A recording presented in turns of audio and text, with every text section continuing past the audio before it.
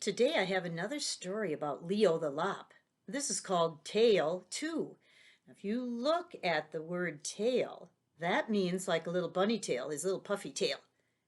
And there is another meaning of tail, but it's spelled T-A-L-E, which means story. So Leo the Lop, Tail 2.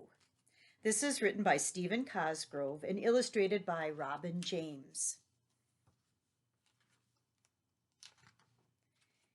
In the midst of twilight wonder, when evening shadows gently glide from branch to branch, all the creatures of the forest softly begin to fall asleep.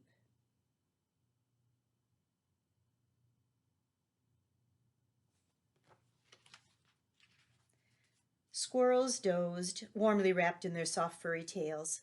Fawns exhausted after frolicking in the meadows, sleeping contently, nestled near their parents. Birds of all feathers nodded gently on the branches of the trees, eyes blinking, hoping to dream of beautiful flight.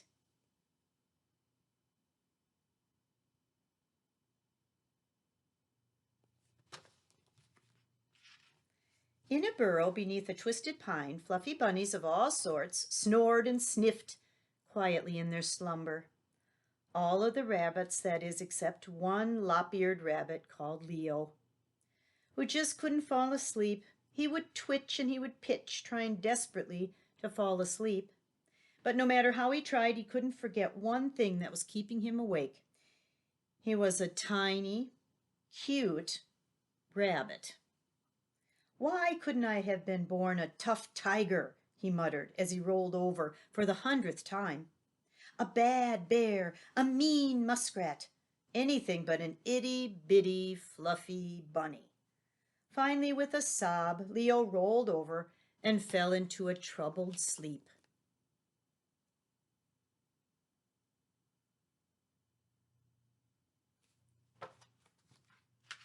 It seemed to Leo that he had been dreaming for just a moment when, like a crash of a cymbal, the sun brought the beginning of a new day. He slowly rubbed the sleep from his eyes and yawned once, stretched twice, and finally tumbled out of his soft bed of moss. "Oh, what am I going to do?" he mumbled as he looked into the mirror. "I don't want to be cute anymore. I want to be rough and rugged and brave." With that, he squinted his eyes, scrunched his nose, and looked as tough as he could. Satisfied that he didn't look quite as cute, Leo brushed his teeth and hurried off to creature school.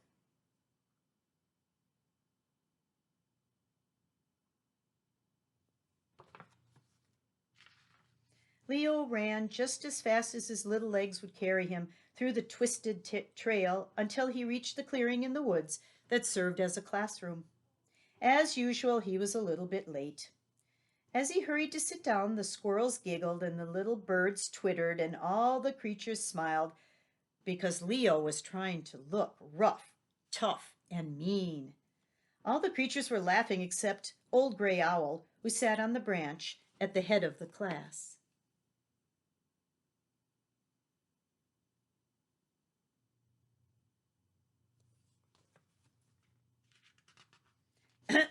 Muttered the old owl as he covered a smile.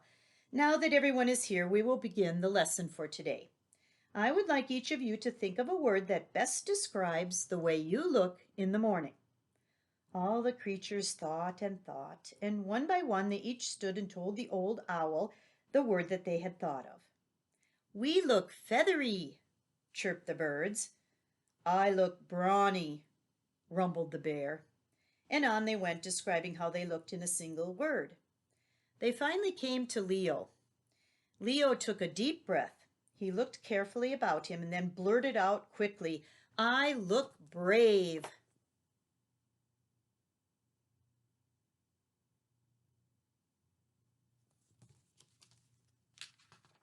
There was a moment of silence. Then the forest glade rang with laughter. Even the owl couldn't hide his smile.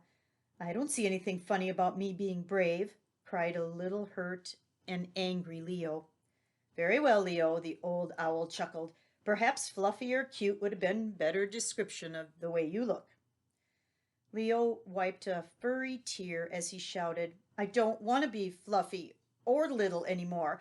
I want to be tough and rugged. Once again, all the creatures broke into fits of laughter. Leo stood for just a moment, tears streaming from his eyes, and then he rushed into the forest.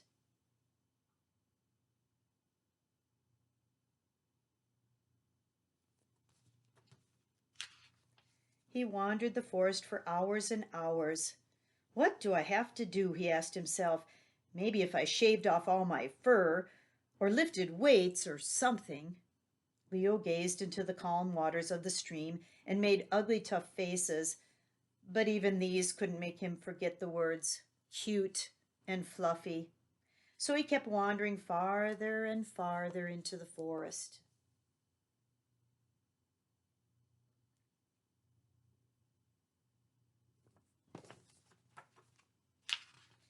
As the other creatures frisked about the forest glade, doing their daily chores, a wisp of smoke snaked through the boughs of the tree and climbed towards the sky.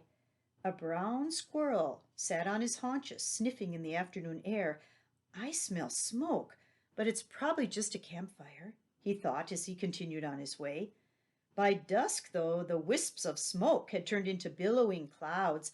Suddenly, all around the clearing, flames shot high into the air.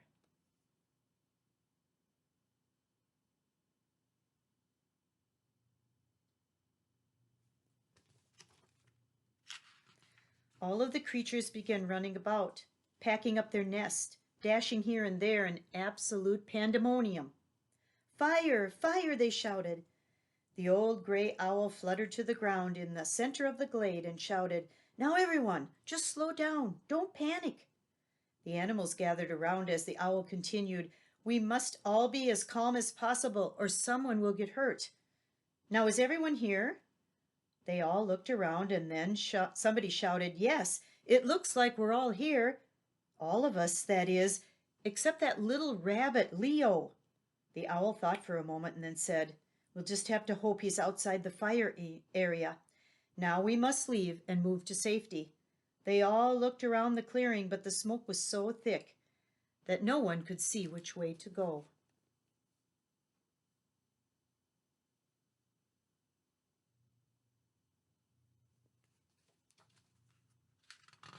Leo had been moping at the far end of the forest when he first saw the columns of smoke.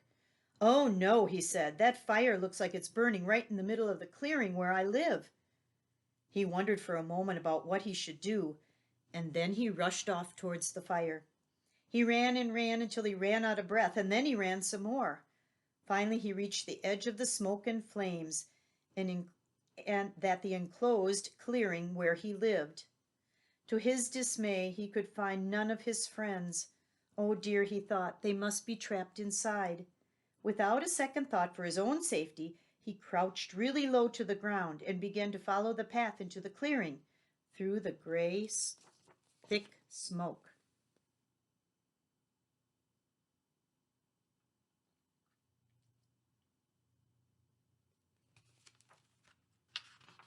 Leo finally reached the center of the clearing where all the creatures were searching for a way out of the inferno. Quickly, shouted Leo. Everybody hold hands and follow me. Leo looked so sure of himself and so unafraid that everyone followed him without question, and they were led carefully through the heavy smoke towards safety.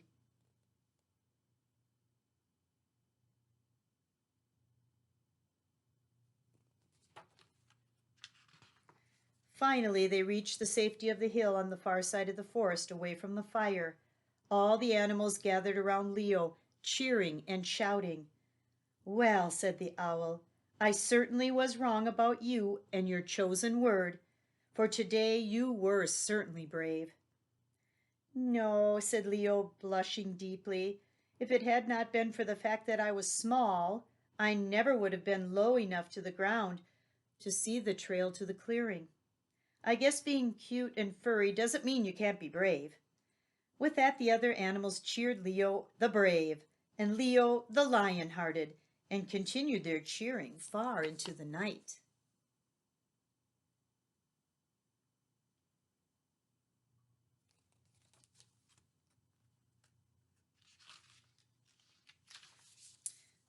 So, if you are cute and furry, or even if you're not, remember Leo the lion-hearted and the lesson that he got.